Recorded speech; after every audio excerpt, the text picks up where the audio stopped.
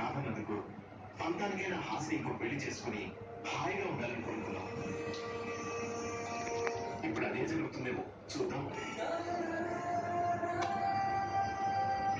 నిర్ణయం మన చేతిలో లేనప్పుడు ఊరికి వాటి గురించి ఆలోచించకుండా ఏటో ఒకవైపు ప్రయాణం మొదలుపెట్టాలి.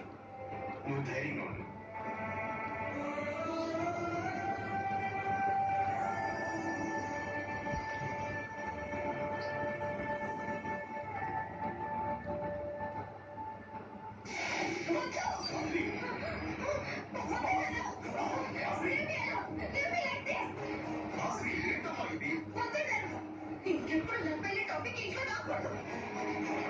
అదే మాటలే, ఇలా ఎంతకాలం ఉంటావు?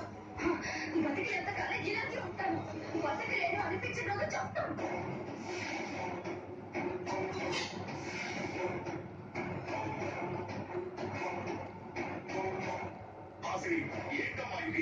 నేను ఇంతే.